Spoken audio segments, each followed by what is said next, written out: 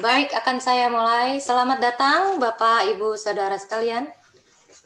Selamat datang di acara webinar Decolonizing Botanical Gardens and Knowledge of Nature in Museums and Art oleh Wacana, Journal of the Humanities of Indonesia, dan Paradigma, Jurnal Kajian Budaya. Perkenalkan, saya Lea Runita yang akan menjadi host pada sore hari ini. Di sini telah hadir bersama-sama dengan kita ada Ibu Irmawati Marwoto, Wakil Dekan FIB UI bidang Sumber Daya, Ventura, dan Administrasi Umum, yang nanti akan membuka acara kita. Kemudian ada Ibu Ajeng, yang akan menjadi moderator kita sore hari ini. Lalu kita punya dua pembicara, ada Ibu Sadia Bonstra dan Bapak Ziko Albaikuni. Sebelum acara kita mulai, saya akan menjelaskan tata tertib selama acara berlangsung, yaitu mohon matikan mikrofon selama acara berlangsung. Begitu pula dengan video, di-off-kan, kecuali pembicara dan moderator. Dan nanti ketika sesi tanya jawab dimulai, pertanyaan disampaikan di chat room secara publik, supaya semua bisa melihat. Baik, untuk memulai acara, saya undang Ibu Irmawati Marwoto untuk membuka acara. Ibu Irma, saya persilakan. Baik, terima kasih Mbak Lea. Ya. Izinkan saya membaca ya contekan saya ya. Baik. Ya, silakan Ibu. Assalamualaikum warahmatullahi wabarakatuh. Waalaikumsalam. Selamat sore redaksi Jurnal Wacana dan Paradigma, para pembicara dan peserta webinar yang saya hormati. Senang sekali sore ini kita dapat berkumpul di acara webinar Decolonizing Botanical Gardens and Knowledge of Nature in Museums and Art. Dan bersyukur kita semua dalam keadaan sehat. Saya ingin sampaikan acara ini digagas oleh Wacana dan Paradigma. Keduanya adalah jurnal yang ada di FIB UI. Jurnal Wacana ini didirikan pada tahun 1999 dan sejak November 2017 sudah terindeks Scopus. Sedangkan jurnal Paradigma didirikan pada tahun 2010 dan sudah terindeks Sinta 3. Hari ini saya sangat gembira melihat partisipan dari webinar ini yang terdiri dari berbagai latar belakang. Ada yang bergerak di bidang akademik dan penelitian, juga dalam bidang kreatif. Ada juga yang berlatar belakang seni, ilmu sejarah, arkeologi, kajian museum, bahkan biologi. Saya sebagai Wakil Dekan bidang 2 FIB UI mengucapkan terima kasih kepada Wacana dan Jurnal Paradigma yang telah mengadakan webinar ini. Dalam hal ini adalah Ibu Susi Moiman dan Ibu Lili. Juga kepada kedua pembicara. Memang isu dekolonisasi belakangan sedang marak didiskusikan, terutama dalam konteks negara Belanda yang sedang melakukan repatriasi koleksi kolonial yang ada di museum-museum Belanda ke Indonesia.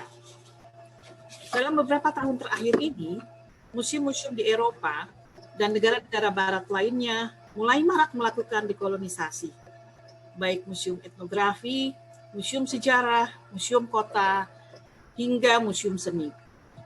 Namun, museum sejarah alam dan natural history museum tampaknya agak tertinggal dalam hal dekolonisasi ini. Padahal koleksi museum-museum sejarah alam di Eropa tidak bisa dilepaskan dari sejarah kolonisasi Eropa itu sendiri.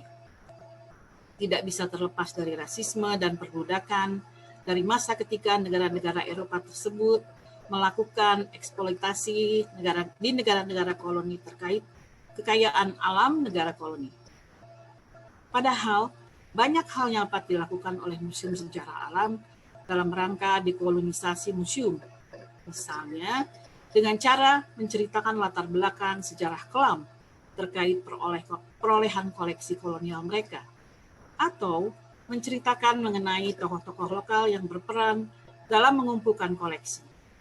Contohnya seperti yang dilakukan oleh kurator di Natural History Museum London, yakni mengembangkan tur yang menceritakan mengenai peran orang kulit hitam dan kulit berwarna dalam perolehan koleksi mereka di zaman kolonial, Bahkan Museum Sejarah Alam juga bisa melawan konsepsi atau paradigma lama seperti rasisme yang sudah tidak cocok lagi di masa sekarang. Misalnya seperti yang dilakukan oleh Musée de l'Homme di Paris, yang menyatakan bahwa manusia itu sama dan setara walaupun berbeda ras. Selain itu, melakukan dekolonisasi terkait sejarah kolonial dengan pendekatan seni juga sudah lazim dilakukan. Contohnya seperti yang dilakukan di pameran Eropalia dalam judul Power and Other Things yang dihelat di Brussels pada tahun 2017. Dan juga pameran Framer Frame on the Nature of Botanical Gardens yang dihelat tahun 2020 ini di Amsterdam. Dalam webinar sore ini, kita dapat berdiskusi langsung mengenai pameran on the Nature of Botanical Garden bersama kuratornya, Sadia Boonstra. Beliau adalah independent curator dan juga Asia Scholar dari Melbourne University, dan salah satu seniman yang turut berpartisipasi adalah Ziko Al-Baikuni. Dalam perkembangan zaman, museum-museum pada abad ke-21 dituntut untuk berperan lebih dan dapat memberikan kontribusi bagi masyarakat. Dalam konteks Indonesia, peran museum juga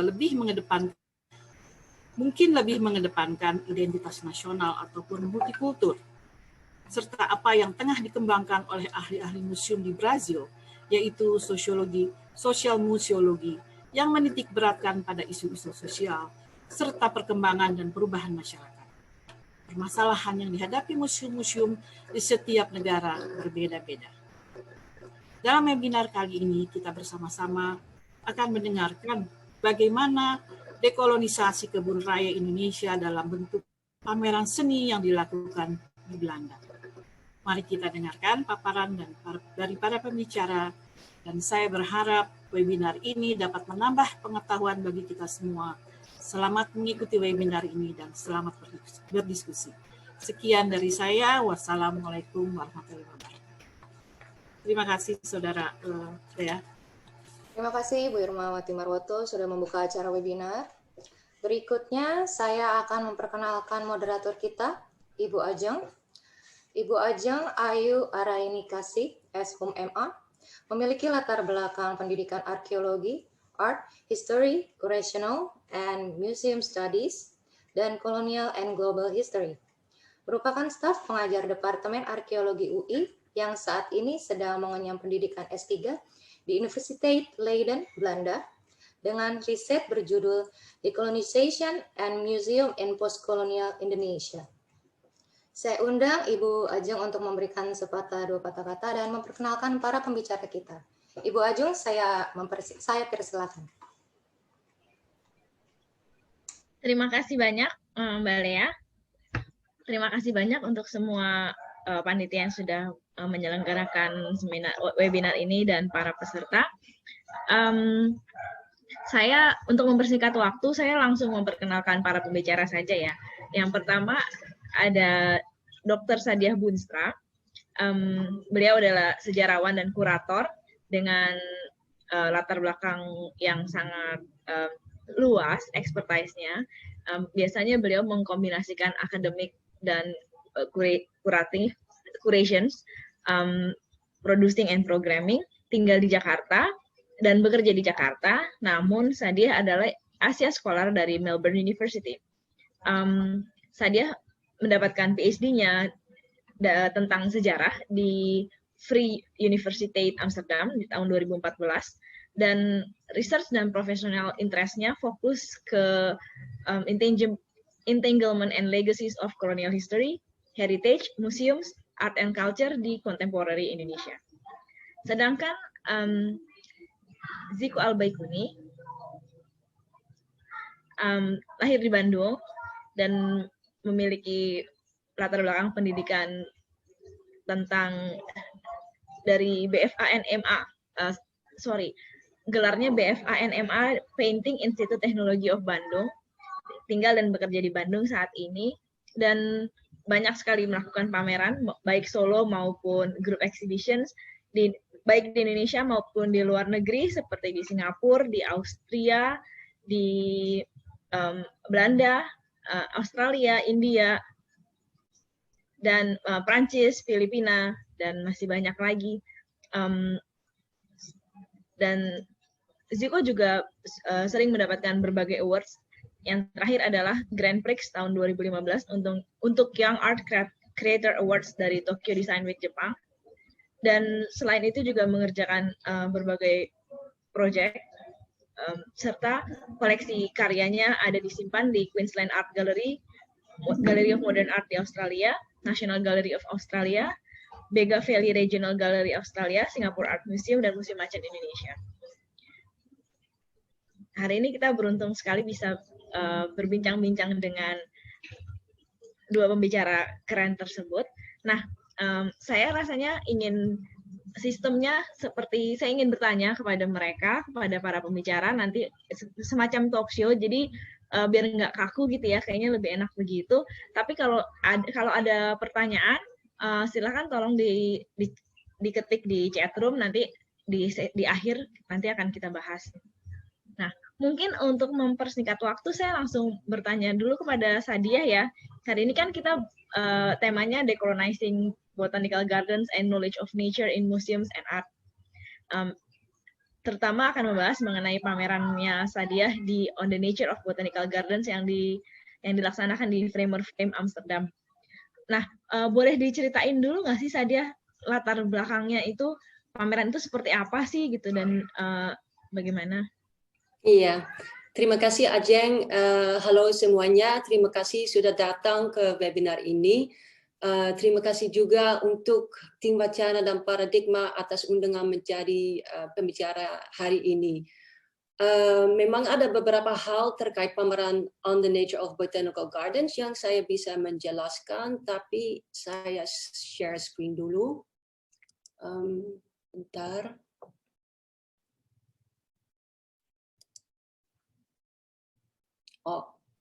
Mbak Lea, screen sharing saya disabled. Oke, sebentar Mbak Sadia. Iya.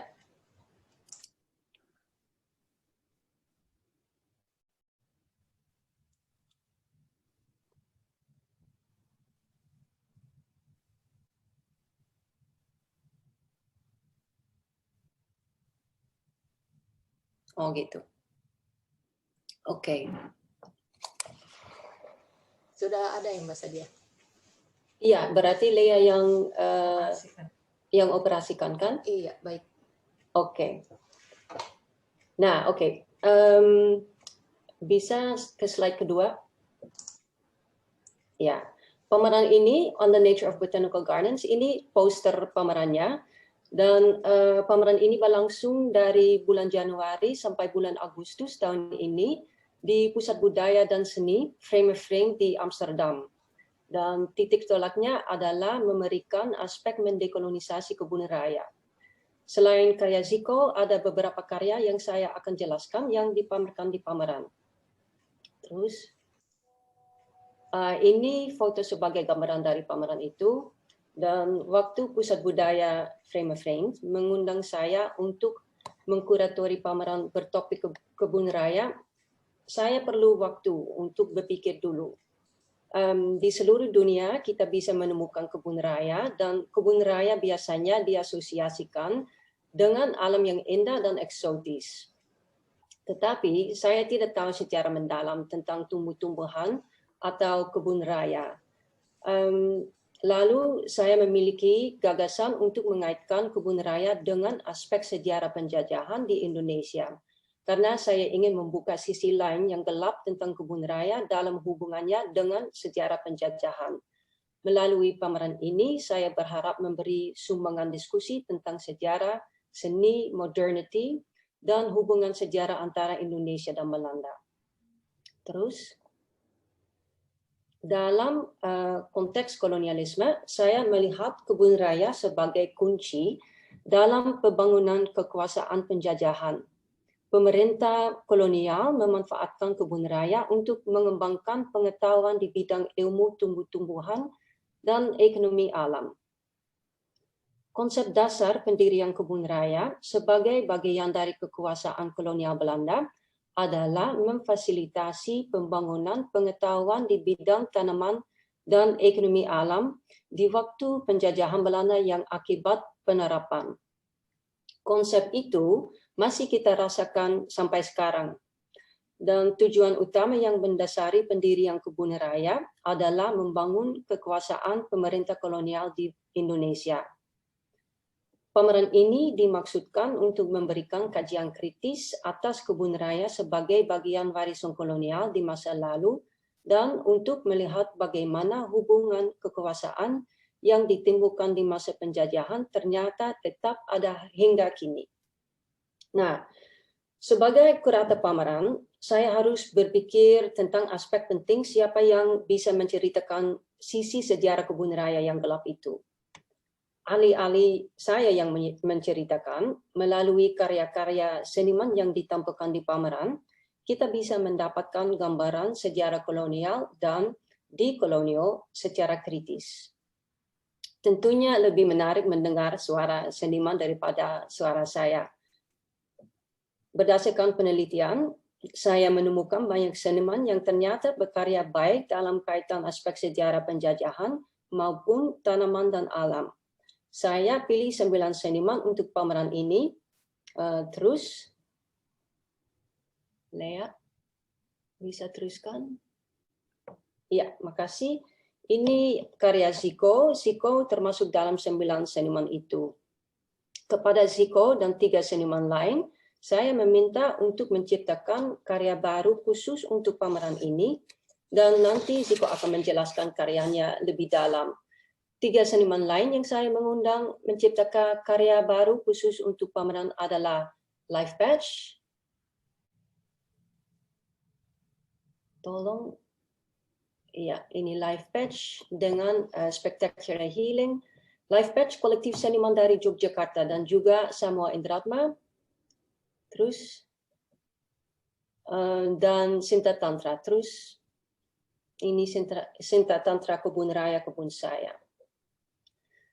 5 seniman lain menampilkan karya mereka yang sudah ada, yaitu Arahmayani, terus Arahmayani dengan Memory of Nature, terus ada Dermawan dengan Tuban, terus Edwin pembuat film dengan Hortus, terus Ipe Nur dengan Perken, dan terus Elia Nurvista dengan Noble Savage Series. Terus. Nah, pemilihan seniman untuk pameran ini saya dasarkan juga atas pertimbangan gender. Nah, mungkin ini dulu sebagai latar belakangnya, Mbak.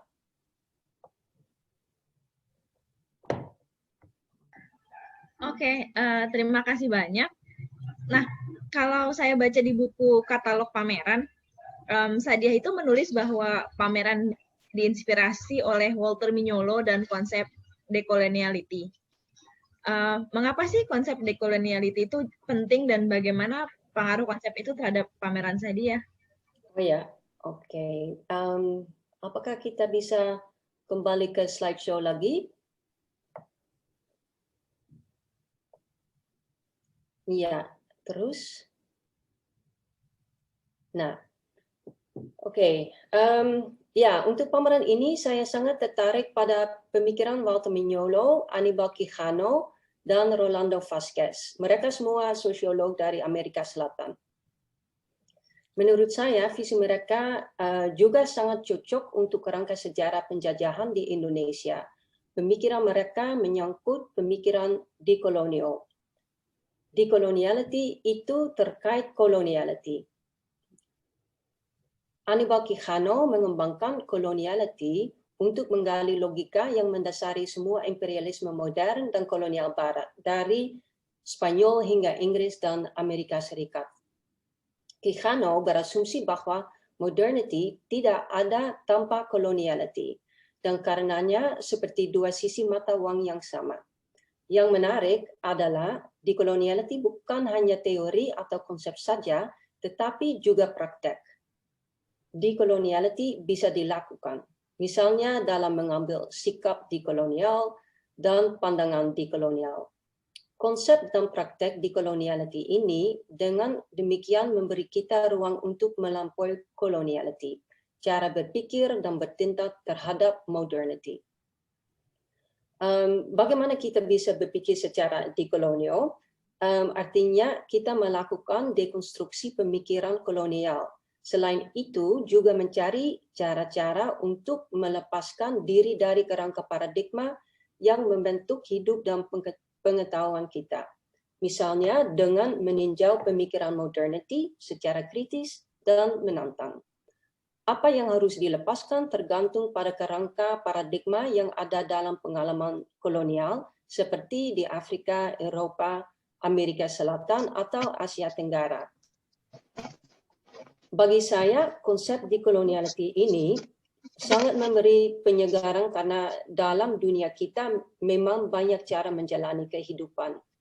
Pemikiran modernity bukan satu-satunya pilihan sebagai cara berpikir, dan saya membayangkan pameran seperti panggung untuk menampilkan beberapa suara dekolonial tentang pengalaman kolonial dan pandangan terhadap kebun raya, sejarah penjajahan, dan hubungan manusia dengan alam.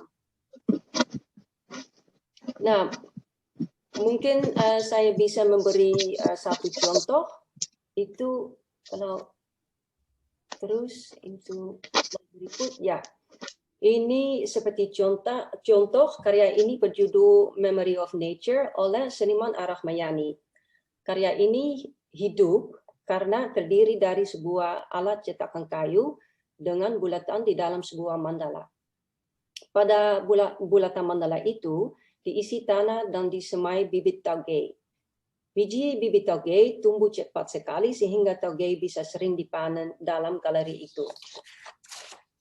Terus, kata mandala berasal dari bahasa Sanskerta dan kata itu berarti inti atau kandungan. Pertama kali Ar-Rahmayani mau memulai karya ini, dia menjalin kerjasama dengan biksu di Tibet. Bentuk mandala melambangkan universum. Artinya, karya ini dimaksudkan mengundang pengunjung untuk merefleksikan hubungan antara manusia dan universum serta keberadaannya sebagai makhluk di dalam alam. Nah, ini dulu ya. Oke. Kalau kita bicara tentang dekolonial atau dekolonisasi, saya kebetulan pernah baca bukunya Andrew Ghosh, Sadia. Judulnya Belenggu Ilmuwan dan Pengetahuan. Di situ Andrew Ghosh bilang kalau menurut dia kebun raya, terutama kebun raya Bogor itu sudah dekolonisasi karena setelah kemerdekaan langsung diambil alih oleh orang-orang Indonesia, manajemennya, dan kebetulan langsung bikin semacam kayak akademi biologi dan saintisnya yang langsung nanti bekerja di kebun raya. Dan karena mereka orang-orang baru dari akademi biologi itu yang mengenyam pendidikan di Amerika, jadi walaupun bekerja di kebun raya di era postkolonial Indonesia itu tidak lagi berkiblat ke Belanda gitu. Jadi menurut dia salah satu bentuk dekolonisasi kebun raya. Kalau di bukunya Andrew Ghosh itu ya gitu. Nah, tapi kalau menurut Sadia sendiri, gimana sih hubungan antara tanaman, pengetahuan, dan kekuasaan, terutama di kebun raya, dan karya yang mana yang memberi ilustrasi tentang hubungan tersebut gitu, kira-kira? Oh ya, oke. Mungkin kita bisa melihat karya Ibn Nur.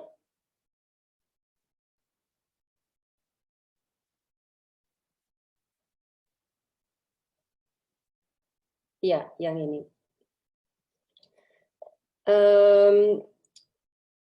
Bagi saya, hubungan antara tanaman, pengetahuan, dan kekuasaan menjadi dasar konsep pameran. Dan kebanyakan karya yang ditampilkan merupakan ulasan atau reaksi terhadap hubungan itu. Tetapi menurut saya, karya ini oleh Ibn Nur Perken menggambarkan hubungan itu dengan sangat kuat. Apa yang kita lihat di sini? Karya ini melukiskan sebuah perkebunan dan karena itu judulnya Perken.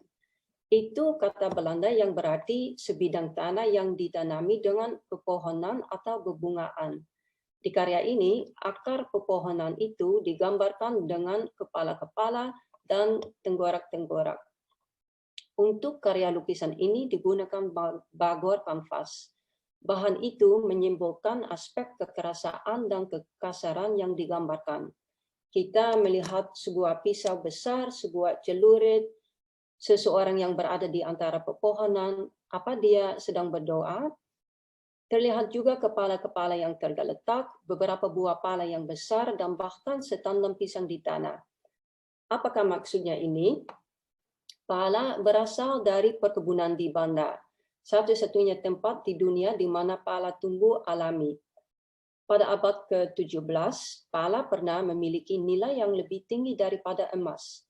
Pada tahun 1621, Gubernur Jenderal J.P. Kun menjalankan monopoli perdagangan pala dengan cara melakukan pembunuhan terhadap hampir semua orang Banda. Kesemua hal di karya ini menggambarkan pembunuhan massal orang Banda. Akibatnya, pengetahuan kearifan masyarakat Banda dalam pengembangan tanaman pala hilang. Bagi saya, karya ini merupakan contoh kuat tentang penghancuran pengetahuan kearifan masyarakat Banda tentang pala untuk keuntungan ekonomi di saat itu. Karya ini merupakan bentuk ungkapan dan interpretasi kritis dan juga peringatan adanya pembunuhan massal masyarakat lokal di masa itu.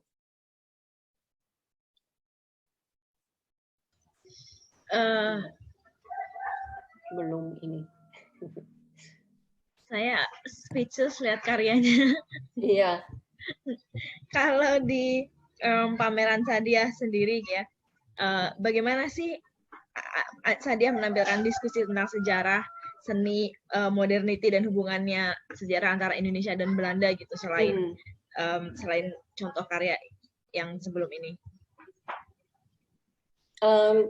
Ya, menurut saya pemikiran tentang sejarah penjajahan, terutama pemikiran Belanda, bisa memanfaatkan konsep dekolonial. Menurut saya Belanda dan negara lain di Eropa bisa belajar banyak dari praktek dekolonial yang kita lihat ada di Indonesia, ada di sini. Ada banyak pandangan dan pengalaman dekolonial di Indonesia terkait sejarah penjajahan, dan tapi penjelasan isu-isu ini bisa dilihat di karya Zico. Saya mengundang Zico untuk menciptakan karya baru khusus untuk pameran On the Nature of Botanical Gardens, karena saya pernah lihat karya-karya Zico di APT, artinya Asia Pacific Triennial, itu di Brisbane, Australia.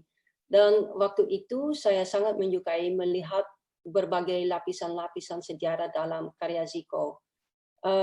Saya melihat beberapa sumber sejarah dan saya yakin Zico bisa menciptakan karya yang sangat menarik terkait dengan sejarah kebun raya dari pandangan yang berbeda.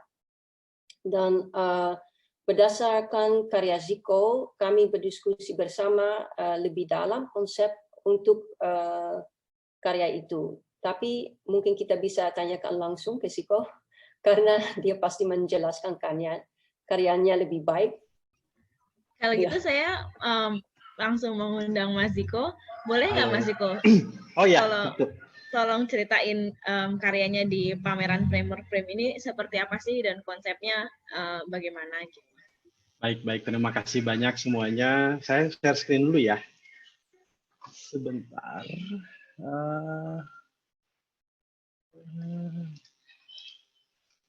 Oke.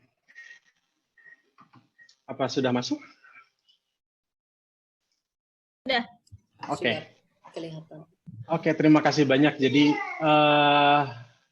ini tuh saya bisa bilangnya apa ya? Ketemu Sadia tuh kayak jodoh waktu itu tuh. Jadi kayak kebetulan gitu saya.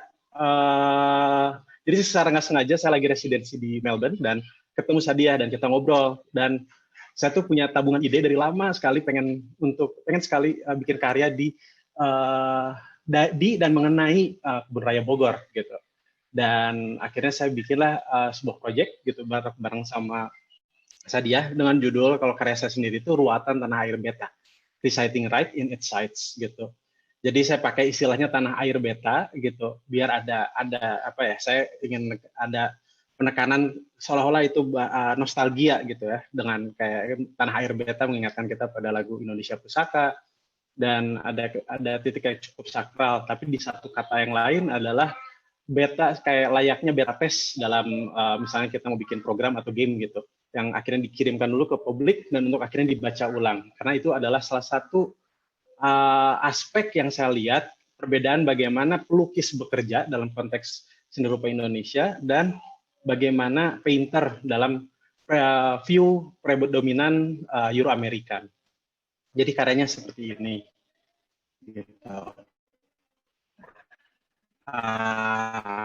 Karyanya ini tuh berasa jadi titik awalnya itu adalah nanti akan saya jelaskan ini layer-layernya, dan karya ini tuh kalau misalnya pertama bisa kita lihat misalnya, dan sejarah warna ini juga adalah satu titik yang saya sangat cermati, karena bagi saya dari apa yang saya observasi, warna itu selalu ada kaitannya dengan perdagangan, baik itu dari ketika zaman dahulu kala, kita misalnya bisa lihat bagaimana sebenarnya pengaruh dari perdagangan warna dan bagaimana negosiasi antara dua budaya, layaknya misalnya warna alzarin merah, itu pertemuan antara budaya Islam dengan Renaissance gitu, atau bahkan lapis lazuli yang didatangkan dari Afghanistan, ya tentu terkait sekali dengan bagaimana si warna itu mengembangkan sebuah ide gitu. Tapi fokus di karya saya itu adalah bahwa setiap image di sini adalah seperti ini gitu. Saya menggunakan kata ruwatan karena emang saya melakukan ruwatan gitu. Jadi inti awalnya itu mungkin dari sini sebenarnya tuh. Ada sebuah pameran dari Herman de Vries di Erasmus Swiss Jakarta gitu. Jadi di sana ini pameran, dan juga sama ini ada dari bambu-bambu dari Kebun Raya Bogor. Ini pameran kira-kira tahun 2012 ya kalau tidak salah, saya lupa, dan pameran itu tuh saya datang ke pameran tersebut, di foto ini juga ada bapak saya itu sedang difoto. Ada hal yang buat saya waktu itu cukup janggal, saya rasa gitu. Ada perasaan yang janggal buat saya pribadi gitu. Senimannya emang tidak bisa datang, Herman de Vries berada di Belanda, dan saya hanya melihat video dia dengan latar belakang buku dan meja layaknya ini ya, layaknya kayak ini ya, Cabinet of Curiosity gitu. Dan nampaknya makin saya ketika pertama kali saya tanpa konteks apapun lihat, wah penjajah nih gitu. Tapi itu adalah sebuah feeling yang apa ya, saya rasa itu bagian dari rasa gitu. Tapi ada dua material di sini yang saya waktu itu tertarik gitu. Mungkin ketika Herman de Vries dengan tradisi Euro-Amerikannya memiliki tradisi di mana konseptual art bekerja bahwa setiap material bisa menjadi form saja, dia dibentuk. Namun saya sebagai orang Indonesia, ketika melihat beras ini disusun seperti ini, beras berapa kayak beras putih, beras merah, beras hitam gitu, mengingatkan saya kayak ruwatan gitu. Ada titik yang saya rasa, dan soal itu akhirnya saya juga bicarakan, punya pengalaman yang janggal ketika melihat pameran ini tuh gitu. Jadi saya menggunakan kata ruwatan di sini layaknya ingin membersihkan gitu, intensi, kembali lagi pada intensi baik gitu. Saya rasa ini yang saya pengen coba di dalam karya ini, dan di sini misalnya saya bisa lihatkan gitu ya, dan di karya ini saya juga masukkan si beras yang sama, ini juga Herman de Vries dipamerkan juga di Framer Frame sebelumnya, dan membicarakan tentang aspek tanah, aspek bagaimana tentang hubungan ini ya di kekayaan alam kita ini dipamerkan di sana gitu. Dan lalu saya pergilah dengan niatan ruwatan tersebut, saya pergi ke Kebun Raya Bogor dan melakukan ruwatan dengan benar-benar jadi kayak barang, kalau misalnya istilah orang Indonesia tuh orang pintar gitu ya, emang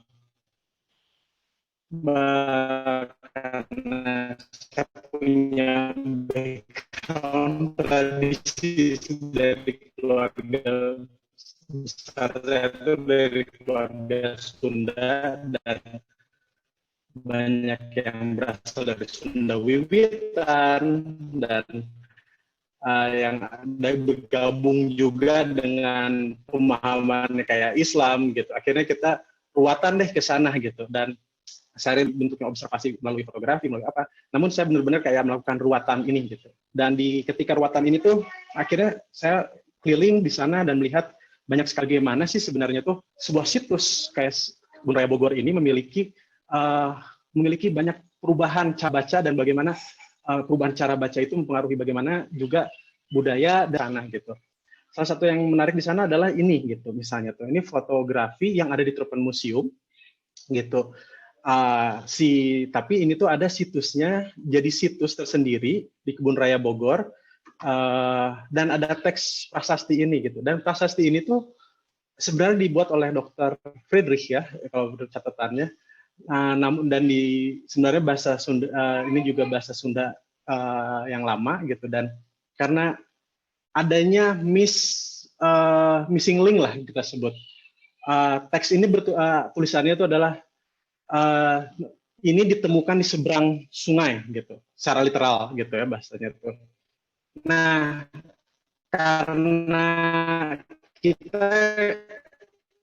karena orang-orang Sunda Wiwitan di sana kehilangan konteks itu, si teks ini tuh akhirnya jadi kayak teks harta karun gitu, bahwa di balik kolam sana tuh ada harta karun gitu. Dan di sini misalnya di Tropenmuseum dicatat bahwa ini adalah karena di sana juga ada kepercayaan masyarakat di sini. Menariknya itu saya ketemu orang yang bilang bahwa ini bukan Nandi, tapi ini Munding Laya gitu. Jadi kayak avatarnya Munding Laya, avatar dari anaknya Prabu Siri. Nah, ini adalah avatarnya gitu. Dan ini menarik bagi saya karena ada pembacaan baru yang akhirnya tuh justru membuat biasanya si objek-objek arkeologi ini masuk ke museum di Eropa sana atau bukan di negaranya gitu. Akhirnya jadi sangat clean, terbatas oleh kaca dan tidak bisa diaktifasikan. Namun akhirnya karena ada yang kasarnya kayak mistranslation gitu ya, tapi akhirnya menjadi budaya baru. Saya rasa ini juga sering banget terjadi di Indonesia gitu, mistranslation jadi budaya baru. Salah satu contohnya juga kalau di Bandung dulu ada istilah Jagger gitu, dari kata Mick Jagger, yang akhirnya bikin Jagger itu kayak orang tough gitu, orang yang nguasain daerah, wah itu Jaggernya di daerah Pasar Baru gitu. Nah, si mistranslation tuh sering sekali membuat sebuah cara baca yang baru mungkin, dan itu saya rasa satu hal yang membuat saya percaya bahwa ini berjalan gitu kita tuh. Lalu karena saya di sana itu bentuknya ruatan dan emang sama orang yang sensitif gitu, akhirnya saya diajak ke salah satu spot di sana yang dekat makamnya itu tuh, dan bilang dan dia tuh kita berkomunikasi gitu katanya tuh dengan roh di sana gitu. Di sana tuh anak-anak gitu katanya tuh. Dan menariknya salah satu yang pas ketika lagi ngobrol itu tuh kayak dia masuk dan kayak jadi diskusi gitu ya. Yang masuk orang keturunan Belanda gitu, tapi dia bilang tuh saya tuh jauh bahasa saya jadi sampai saya ingat gitu, kayak saya seolah-olah itu sebuah cerita yang sangat romantis gitu. Saya pergi datang dari jauh, menghabiskan waktu berbulan-bulan sampai bertahun-tahun, dan akhirnya menemukan cinta saya, menjadi jatuh cinta dan kehilangan cinta saya di sini gitu. Dia dengan kata lain dia membicarakan kayak dan dia bilang ini tuh tanah air saya juga gitu. Kalau orang yang bilang ini Indonesia bukan Hindia Belanda itu politis katanya. Dan itu jadi kayak ini orang pinternya pinter banget nih buat saya gitu. Jadinya kayak saya dapat sebuah narasi yang kayak seandainya itu jadi sebuah relasi, anggap bahwa kayak bentuk untuk mencari pengetahuan tuh nggak hanya linear dan predominan lagi dengan cara Euro-American gitu. Saya rasa justru ketika mendapatkan sebuah narasi kecil semacam itu tuh, yang terjadi itu adalah membuka sebuah harapan gitu. Gimana sih sebenarnya kita bisa membaca ulang dan mengapresiasi Dan akhirnya juga makam itu karena bambu itu tuh dianggap buat mereka tuh buat saya kurang tahu ya, ini karena mungkin dari orang-orang yang lebih tradisional dari tradisi Sunda Wiwitan gitu.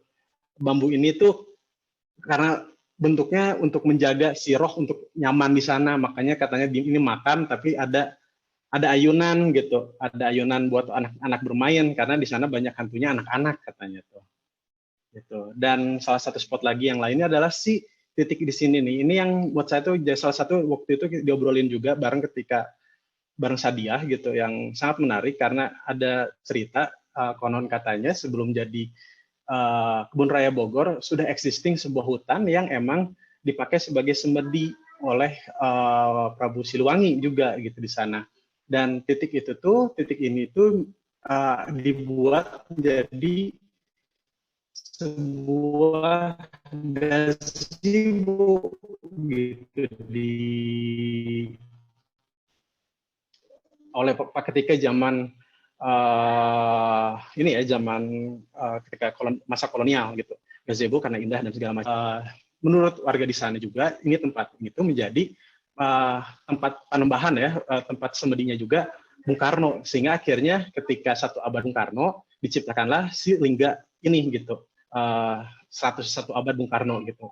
Di posisi ruangan ini di bawahnya juga terdapat terdapat komplek makam keramat yang banyak banget orang berdatangan silih berganti dengan mobil yang cukup mewah, dan menjadi tempat yang saya rasa ini menjadi diputar gitu ketika sebelumnya gazebo yang indah gitu, jadi kembali lagi menjadi tempat yang sakral gitu. Itu sebuah penemuan yang buat saya juga ini menarik sekali gitu, gimana sebuah situs gitu berubah-ubah dan akhirnya tuh terus berkembang gitu. Dan satu yang saya juga selalu pakai itu adalah karena salah satu kenapa saya tertarik banget karena Raden Saleh itu membuat lukisan gitu, Hertog in Het Park, kuburan ada di pemakaman di Taman Belanda di perkebunan Bogor ini gitu, sebuah makam gitu. Dan layer ini juga ini adalah si ruangan yang saya foto saat ini, dan itu adalah lukisan si bagaimana Raden Saleh waktu itu menciptakan si lukisannya gitu. Jadi saya rasa banyak sekali emang aspek yang saya temukan di sana gitu, dan bagaimana saya juga tadi sekali lagi mungkin saya kembali lagi ke aspek warna gitu. Saya mengambil kayak misalnya warna-warna itu tuh sesuai bagaimana sejarah perkembangan warna itu dikembangkan juga gitu. Ketika ini saya sadar saya berpameran di Belanda, saya jadi teringat tentang ini, kalau misalnya ini ya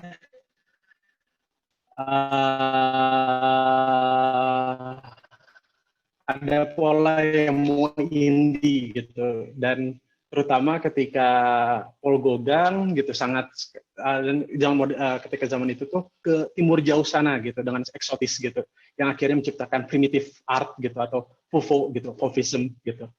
Dan warna-warna ini tuh adalah kayak warna yang misalnya ini warna orange ini tuh emang warna chromium yellow dan cadmium orange yang memang baru muncul di tahun 1860, dan pigmen itu saya coba ambil juga dan dihantamkan dengan pigmen yang baru muncul ketika sudah 1945 hari ini gitu, birunya. Ini biru yang dipakai oleh International Plain Blue gitu, yang emang warna biru itu baru ada muncul saat ini. Dan si warna ini juga sebenarnya ada upaya saya dalam melakukan formulanya tersendiri gitu ya. Lalu mungkin aspek lain yang pengen saya ceritakan itu adalah kenapa formatnya seperti ini. Saya sangat ingin sekali mengambil metode gitu, bagaimana melukiskan sebuah lukisan naturalis kasarnya, namun dengan bahasa rupa yang muncul di Indonesia, dan saya menggunakan bahasa rupa yang dikembangkan oleh Pak Primadita Tabrani, Profesor Primadita Tabrani, yang terus bermunculan ya, maaf saja tiba-tiba jadi tegang. Terus ya ini metode dan moda yang biasa dikerjakan di dalam lukisan relief atau lukisan relief Candi Borobudur atau wayang beber. Itu mungkin. Dan saya juga mungkin kayak tadi karena ada PIM di sini gitu, saya juga sangat senang sekali gitu mendapatkan kabar bahwa karena saya banyak sekali bertanya sama beliau dan banyak sekali menggunakan dapat banyak ilmu ya, dengan akhirnya tahu bahwa itu ada di Tropen Museum. Karya ini pun akhirnya juga jadi bagian di Tropen Museum. Itu mungkin. Terima kasih. Semoga cukup jelas. Terima kasih Mas Diko, keren banget. Saya sampai speechless bagaimana Mas Diko mendekolonisasi kebun raya dari Raden Saleh sampai Soekarno sampai hantu Belanda semua ada. Keren. Nah, sebenarnya aku tuh punya satu pertanyaan lagi, tapi sepertinya waktunya nggak cukup. Dan itu kan tidak berhubungan dengan kebun raya, jadi pertanyaanku aku ganti yang urusan sama kebun raya kali ya. Nah, ini mungkin untuk dua-duanya, untuk Sadia ataupun Ziko. Nah, yang kalau zaman dulunya, waktu kebun raya masih di zaman kolonial itu, dia kan membawahi 2 museum ya. Ada yang satu museum zoologi, satu lagi museum for economist botani. Yang sekarang sepertinya cikal bakal museum etnobotani, yang museum zoologi tetap zoologi. Tapi kan sekarang pengelolaannya semua di bawah LIPI. Nah, itu mereka mulai berusaha mendekolonisasi museumnya. Nah, bagaimana dengan kebun raya itu sendiri gitu? Selain dengan karya seni seperti ini yang dilakukan di either di museum atau di art center, nah kalau untuk di kebun rayanya sendiri, kira-kira Sadia atau Ziko ada ide nggak sih bagaimana mendekolonisasi kebun raya di kebun raya gitu? Oh, Sadia dulu. Sadia dulu aja, biar seru. Baik, oke. Itu untuk mendekolonisasi kebun raya, saya pikir kalau kita melihat ke kebun raya dalam kerangka koloniality dan dekoloniality, mungkin kita bisa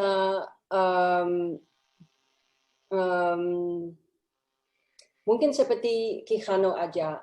Apa yang diusulkan oleh Quijano dekoloniality itu adalah suatu isu epistemis. Maksudnya pemulihan epistemis atau dalam bahasa Inggris mungkin epistemic reconstitution. Nah, artinya dalam hal ini adalah kita harus melepaskan diri kita dari kerangka paradigma yang telah membentuk pengetahuan kita, termasuk pengetahuan kita mengenai alam.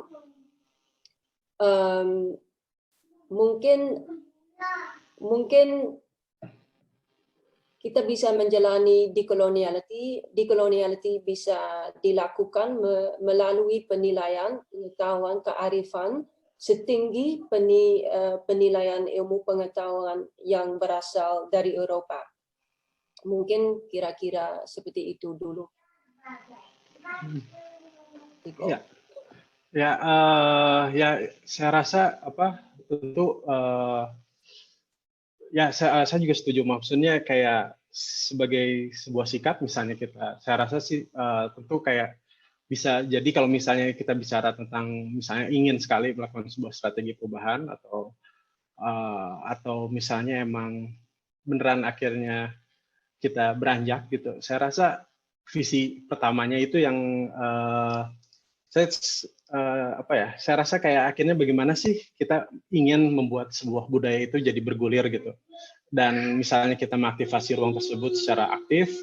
Jadi kayak visi yang jadi yang sering saya selalu takutkan ketika akhirnya bicara tentang untuk maju dari koloniality itu adalah keinginan kita untuk nostalgianya lebih banyak gitu.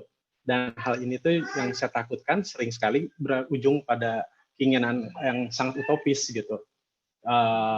Dan salah satu yang misalnya kita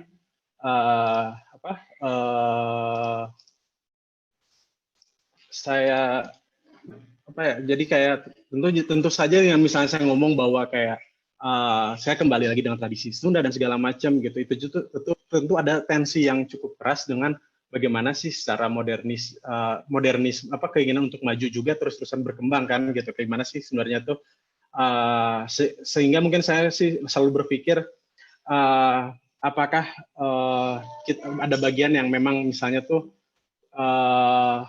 kita diingatkan kembali terhadap konservasi terhadap nilai atau misalnya kita memiliki konservasi akan narasi mungkin ya gitu yang akhirnya tuh bikin masyarakat kita tuh beneran paham secara keseluruhan aspek yang ada di sana gitu, bukan hanya kayak apa ya, kalau misal di seni lukis saya selalu ingat tuh istilah moi indi gitu, kita terpukau terus dengan keindahan tentang wah bahwa ini tuh natural, bahwa ini tuh yang asli gitu, sehingga akhirnya tuh kita jauh dari realitasnya dan akhirnya juga kita lebih ingin untuk eskapis gitu.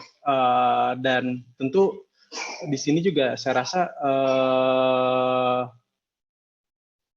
rasa kembali kayak saya sih selalu berpikir mungkin emang ada setiap orang punya skill tersendiri dan akhirnya bagaimana setiap skill itu tuh emang bisa memberikan itu ya gambaran ke depannya gitu ya. Maaf saya tiba-tiba jadi mumbling, tegang, sorry.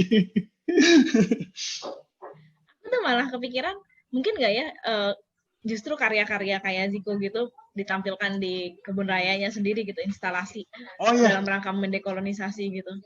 Ya, ya itu sebenarnya apa ya? Kalau saya salah satu hal yang membuat saya itu tertarik banget dengan cara misalnya ada buku dan juga ternyata dari Tropenmuseum konon Sang Hyang Siksa Kanda Karsian gitu, semacam buku etik tentang seni rupa di Sunda gitu. Misalnya seorang pelukis melukis karyanya itu sebelum akhirnya diberikan pada raja atau pada orang yang memintanya, itu harus diputarkan dulu ke ruangan di mana dia mengambil inspirasi tersebut. Gitu. Dan itu menjadi sebuah aspek yang buat saya tuh apakah ini gitu pengertian seni lukis sedia kalanya gitu. Dan apakah dan saya juga akhirnya melakukan proyek seperti itu di desa saya di daerah rumah saya di Ciwaruga gitu, yang menggunakan idea Mo Indie yang seperti advertising dalam konteks hari ini gitu, untuk akhirnya gimana sih kita justru kayak membuka negosiasi di ruangan tempat itu, hal-hal misalnya konflik atau misalnya yang problem itu ada gitu. Saya rasa itu menjadi semacam apa ya, jadi semacam bisa untuk buat setidaknya pause sejenak mungkin ya. Gitu. Menarik juga ya konsep Sundanya. Terus harus cek ulang gitu lagi.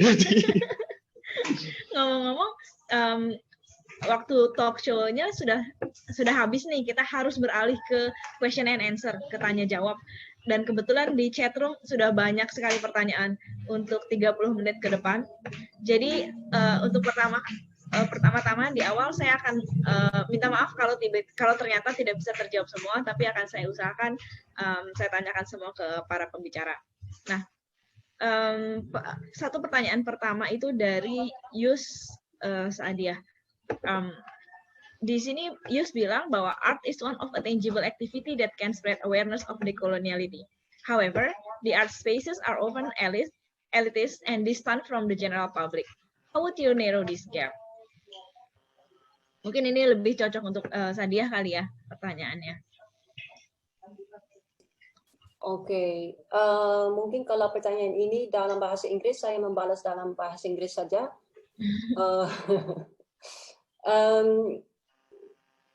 Okay, I understand the question about elitist art spaces and that there's a gap between art spaces that are often perceived as elitist and the general public that might not be familiar with colonialism or decoloniality and things like that. Spaces like Frame of Frames are like very sort of alternative spaces, and they are actually they are founded to actually provide alternative discourses and alternative ways of thinking. So they actually actively look for different views and different perspectives from the global South. So also from Africa, from South America. So they really make a point of connecting with people who have another lived experience and different perspectives. One thing that that institutions can also do is really work with communities, depending on the topic that they're working on. But working with communities is always a way to bridge the gap, because then you make sure that whatever you're doing, whether it's an exhibition or a program, that's actually rooted in the community where your institution or where this institution is based. So, because in my view, an institution, a museum or a gallery has no value if there are no people who are interested to come. You can make an exhibition, but if nobody comes, it doesn't mean anything. So you better make sure as an institution or a gallery or art space that that you have a connection with communities who are interested in the same kind of topics that you're interested in. So I think one of the key things is working with communities, artists, and other people who could be interested in working with this institution and gallery, and with them they would bring also new visitors and new interests. Okay. Thank you. Ada satu pernyataan sepertinya ya, bukan pertanyaan, dari Albertus Pramono. Di sini disebutkan bahwa Kebun Raya Bogor adalah bentuk lanskap yang diciptakan berdasarkan taksonomi tumbuhan. Pendekatan ini secara tidak langsung menekan pengetahuan asli masyarakat Indonesia tentang tumbuhan dan bagaimana mengelola. Dominasi pengetahuan ini masih berlangsung sampai sekarang melalui sistem pendidikan kita. Masyarakat adat berjuang keras agar pengetahuan mereka pun sama sahihnya dengan pengetahuan Barat. Nah, pernyataan ini sepertinya nyambung dengan pertanyaan dari Elvis Albertus Bintoni. Di sini Elvis Albertus menanyakan bahwa apakah dalam menghasilkan karya seni on the nature of botanical gardens ini ada upaya untuk memperkenalkan istilah alam, tumbuhan dan hewan dalam bahasa lokal di Indonesia yang mana menjadi identitas kita.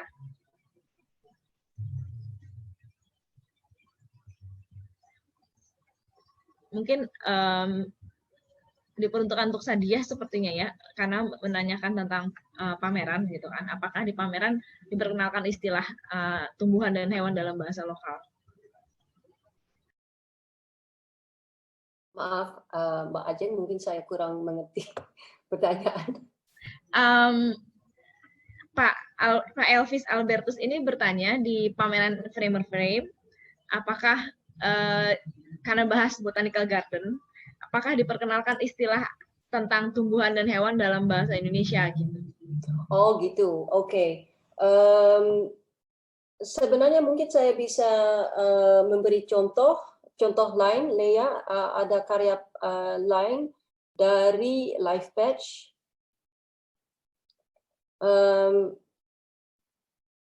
Nah, itu mungkin karya yang memberi informasi tentang beberapa jenis ilmu pengetahuan. Dan Life Patch itu kolektif seniman dari Yogyakarta, dan mereka menciptakan karya ini khusus untuk pameran on the nature of botanical gardens. Dan ini karya dalam bentuk 2 layar tayangan video. Dan dalam video-video ini, Life Patch menunjukkan proses meramu minuman jamu. Nah, jamu yang diperlihatkan di sini adalah jamu wanita untuk datang bulan. Dan video ini menayangkan mulai dari pencarian, pemetikan, pemrosesan hingga siap minum. Dan Life Patch juga pakai bahasa lokal dan pengetahuan lokal. Mungkin ini seperti contoh.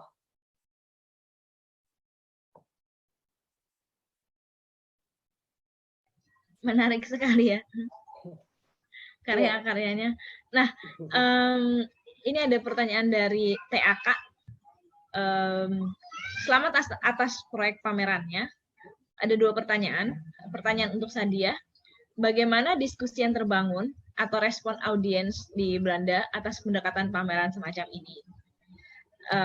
Dan untuk Ziko, dari perspektif medium lukisan, bagaimana upaya Ziko untuk tidak terjebak pada romantisme atau mereplikasi citra Moi indie? Terima kasih. Saya dulu atau Ziko? Terserah. Oke. Ya. Ya, respons dari publik di Amsterdam, sayangnya lockdown di Belanda terjadi pada waktu pameran ini terjadi, buka, tetapi saya dapat kabar dari Frame a Friend bahwa banyak pengunjung sangat tertarik pada topik ini. Dan kebanyakan pengunjung tidak tahu tentang bidang contemporary art di Indonesia. Mereka belum pernah melihat karya seperti karya Ziko dan karya Ipe, dan mereka sangat tertarik dan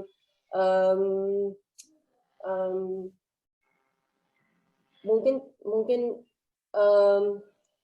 bagaimana dalam bahasa Indonesia? Mungkin kalau dalam bahasa Inggris, it made many visitors, it challenged many visitors to rethink colonial history.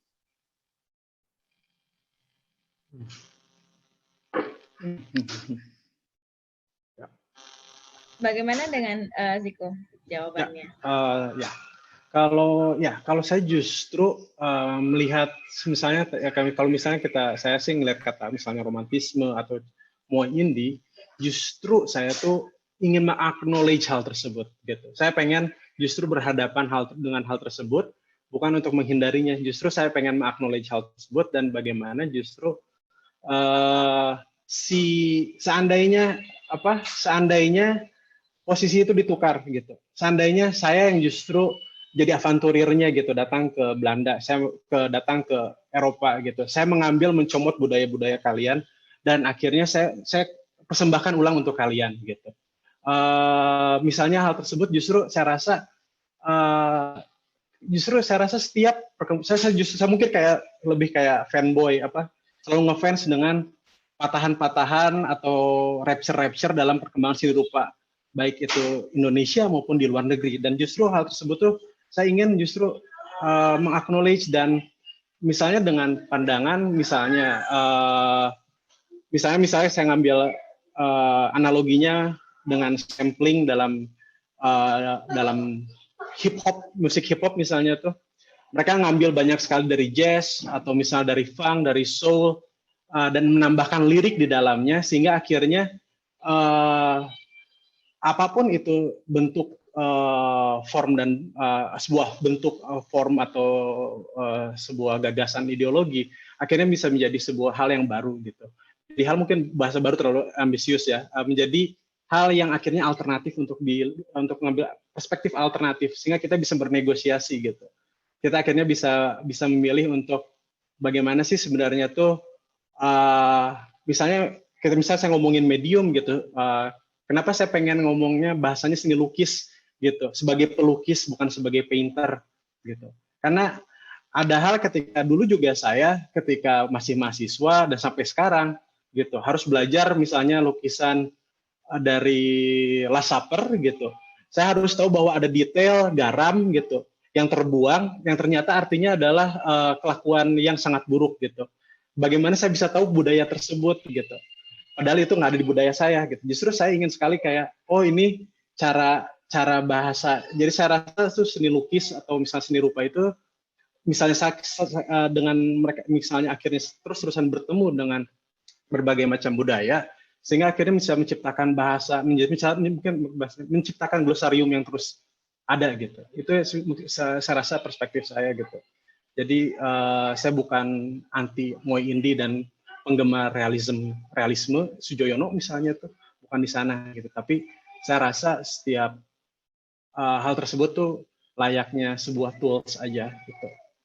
Jadi mungkin itu ya cara saya baca si pertanyaan ini. Terima kasih Mas Ta. Mungkin nggak nyambung kali ya, ini ada satu lagi pertanyaan untuk Ziko dari Risa. What are your biggest challenge and that have become the source of your strength in producing this artwork? Oh, wow. Wow, biggest challenge that, wow, apa ya?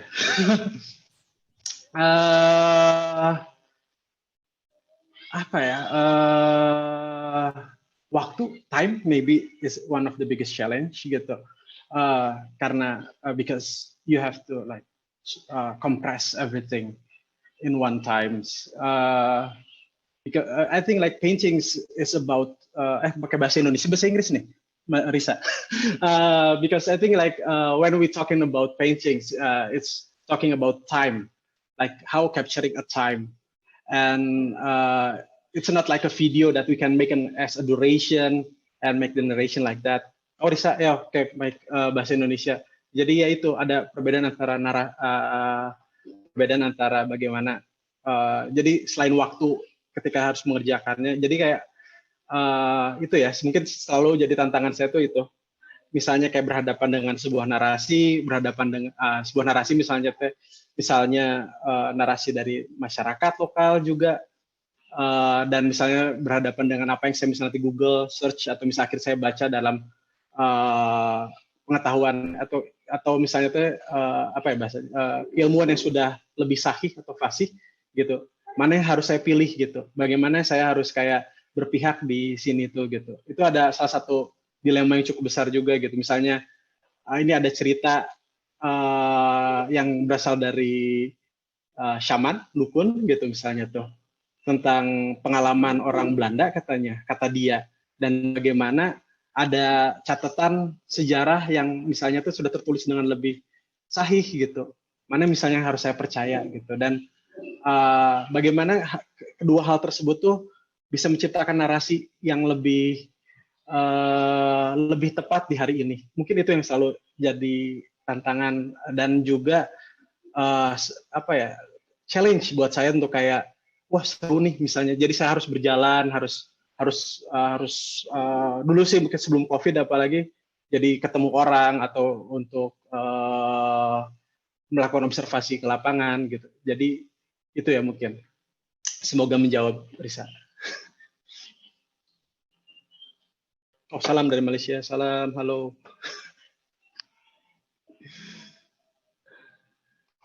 Terima kasih Ziko. Ini ada satu pertanyaan lagi sebenarnya dari Ibu Esti Ismawati dari Unwida Klaten. Tapi saya rasa sebenarnya mungkin lebih cocok dipertanyakan untuk sejarawan atau botanis. Tapi coba aja ya, mungkin Sadia mengerti. Di sini Bu Esti bilang bahwa saat ini Kemendikbud tengah menginisiasi jalur rempah sebagai warisan dunia. Adakah peran kebun raya di masa lalu dalam kaitannya dengan rute jalur rempah dan juga rempah-rempahnya itu sendiri?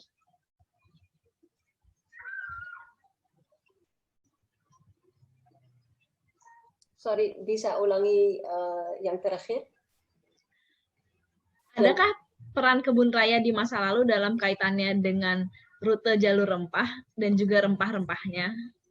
Oh, gitu. Ya, mungkin seperti yang sudah saya jelaskan sebelumnya terkait karya IPA, mungkin seperti pala di Banda, ada mungkin tidak ada hubungan langsung dari kebun raya ke jalur rempah, tetapi kebun raya itu dibangunkan sebagai tempat untuk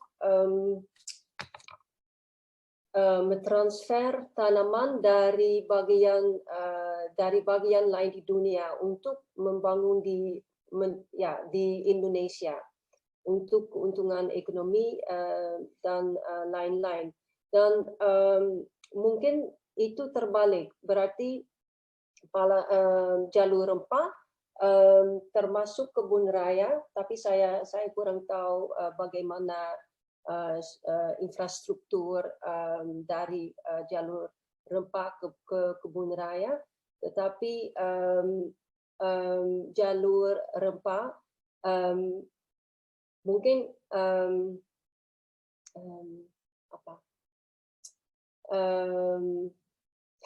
sorry ya, mungkin jalur rempah didirikan oleh infrastruktur untuk memfasilitasi keuntungan ekonomi alam untuk pemerintah kolonial.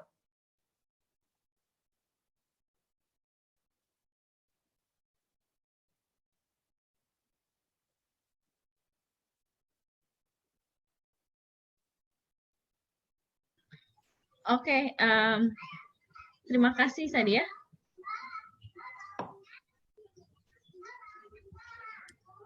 Sorry. Mungkin untuk Sadia dan Ziko di chatroom banyak, maaf, di chatroom banyak apa namanya, apa ya bahasa Indonesianya, ujian untuk karya dan pamerannya. Mungkin bisa dibaca sendiri, banyak sekali, dan ada juga yang mempertanyakan proyek-proyek berikutnya. Sebenarnya kita masih ada 7 menit sih untuk tanya jawab, tapi sepertinya semua pertanyaan sudah dijawab. Bagaimana Mbak Lea? Apa saya kembalikan ke moderator atau bagaimana? Sorry, kembalikan ke host atau gimana? Atau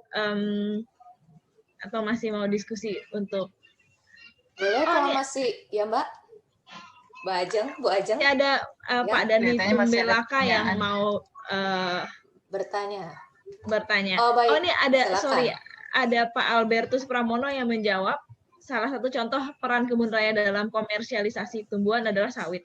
Pohon sawit pertama di Asia Tenggara ditanam di kebun raya Bogor.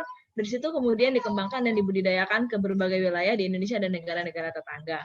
Dan mungkin ini pertanyaan terakhir kami tunggu dari Pak Dani Tumbelaka. Silakan Pak.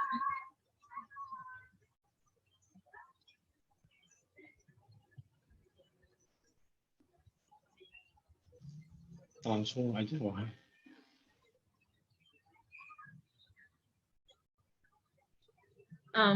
Ini malah masuk pertanyaan dari Bu Susi. Mungkin bisa dijelaskan konsep dekoloniality dan koloniality singkat oleh Sadia dalam bahasa Inggris.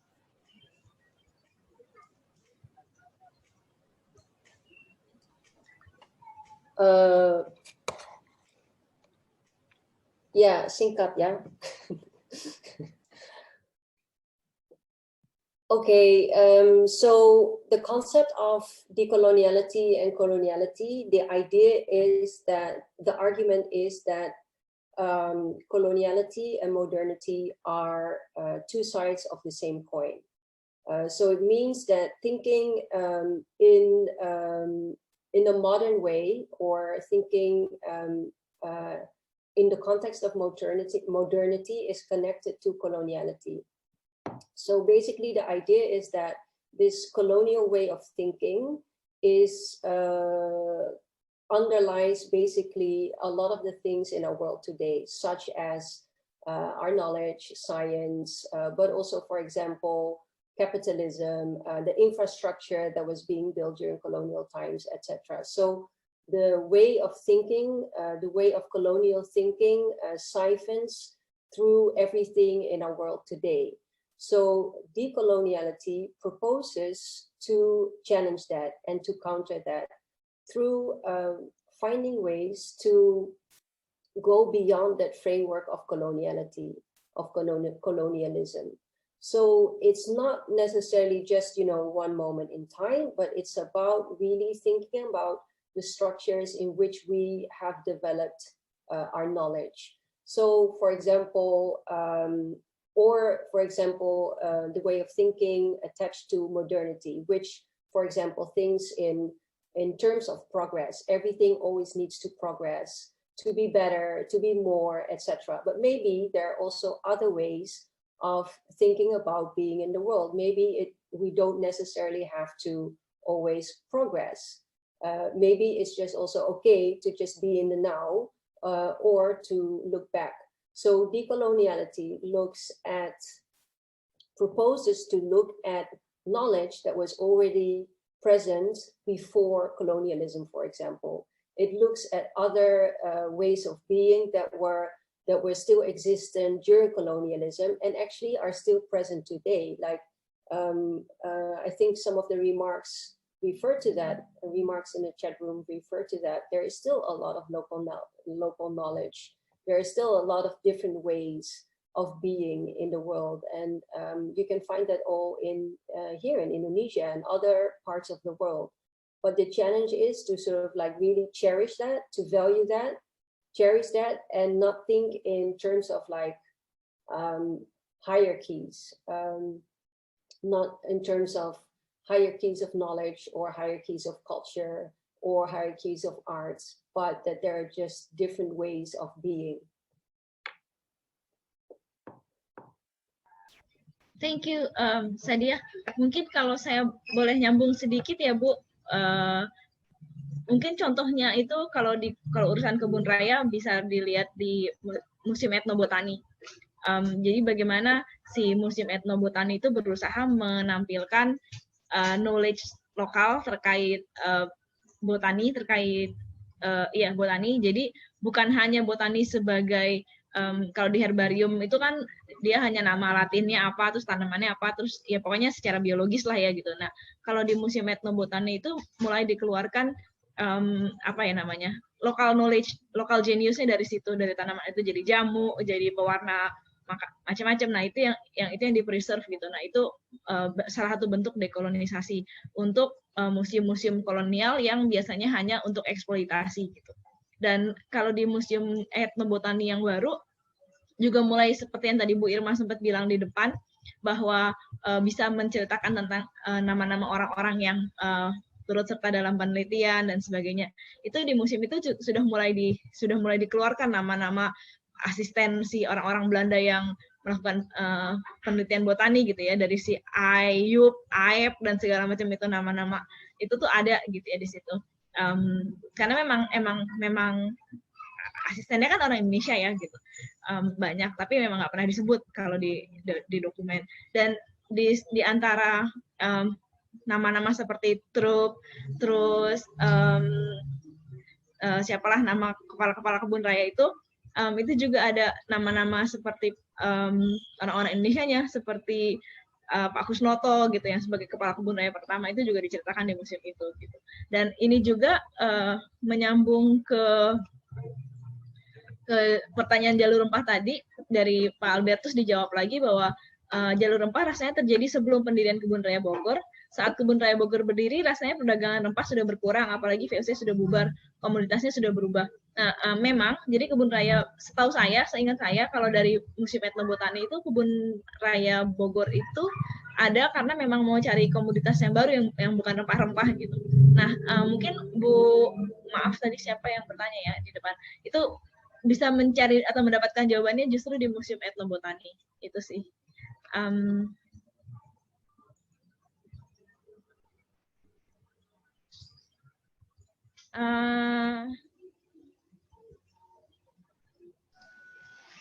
Mungkin satu komen terakhir dari Pak Yunus Arbi. Dekolonisasi kebun raya sebagai institusi yang berdiri masa Belanda tentunya harus melihat kebun raya sebagai lanskap budaya, cultural landscape, yaitu terbentuk karena interaksi manusia dan lingkungannya yang dibelenggu ruangnya. Hal ini seperti yang dilakukan di kebun raya Singapura.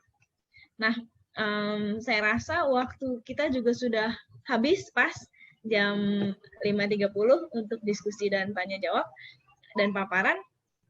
Sorry, ada satu lagi pertanyaan terakhir dari Pak Tumbilaka. Maaf Pak, saya skip. Mana ya tadi? Maaf. Oh nih, mungkin satu pertanyaan terakhir. Bagaimana karya seni dengan kaitan sejarahnya di masa mendatang?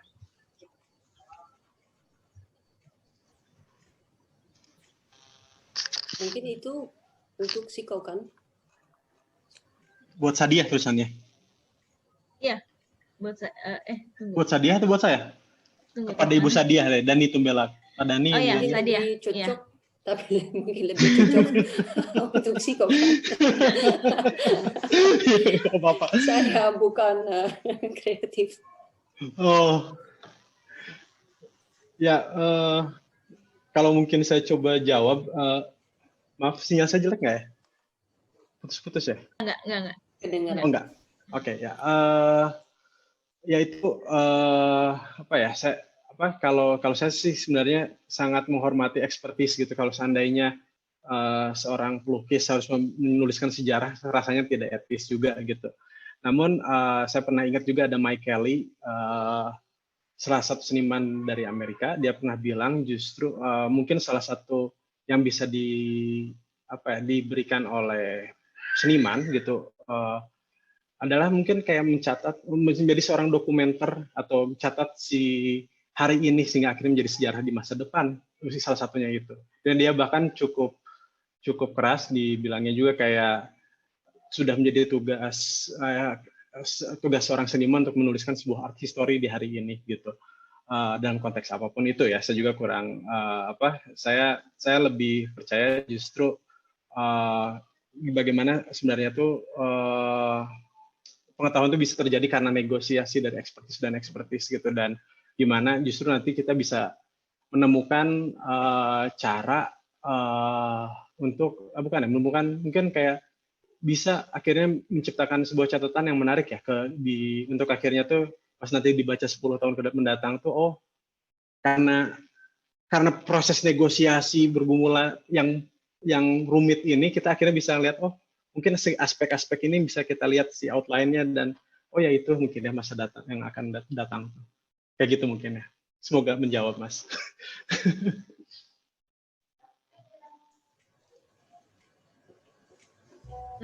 Terima kasih banyak untuk Sadia dan Ziko untuk pemaparannya dan untuk diskusinya hari ini. Menarik sekali dan keren sekali karya-karyanya. Terima kasih banyak semua juga untuk para peserta. Saya kembalikan lagi forumnya ke Mbak Lea. Mungkin ada foto bersama atau sebangsanya. Terima kasih. Iya, terima kasih atas diskusi yang menarik untuk Ibu Ajeng, Ibu Sadia, dan Bapak Ziko. Saya minta sekarang mohon video dibuka untuk semua partisipan.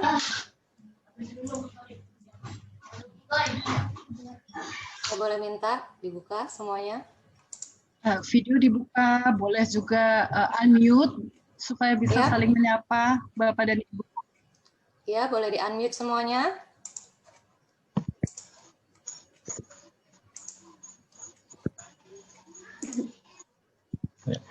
Pak Hanafi dari Malaysia, terima kasih Kak atas partisipasinya Pak. Ya, terima kasih atas undangannya Bu. Keren. Ya, terima kasih. Oke, kami foto dulu ya. Terima kasih Bapak Ibu.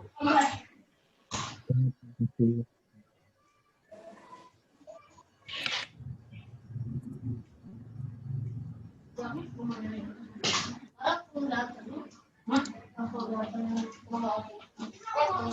foto. Baik, semua berfoto. Ditunggu apa namanya. Ya, silakan boleh saling bersapa. Jangan meringis. Terima kasih Bu Sadia, keren banget. Terima kasih Bu. Terima kasih Ibu Irma. Terima kasih banyak. Terima kasih Bu Irma. Terima kasih banyak. Ziko juga keren banget. Ya. Makasih banyak Bu Irma. Makasih banyak. Ziko tuh temannya adekku, Mbak. Oh, Tuh ada orangnya tuh di bawah tuh. Tuh ada tuh fotonya. Sangkatan. keren banget. Ih. Adanya Mbak Ajeng ada tuh. Baik, sudah difoto. Terima kasih. Terima kasih atas partisipasi Bapak Ibu Saudara sekalian dalam acara webinar kita sore hari ini, Decolonizing Botanical Gardens and Knowledge of Nature in Museums and Art. Sampai jumpa di acara kami yang selanjutnya. Terima kasih.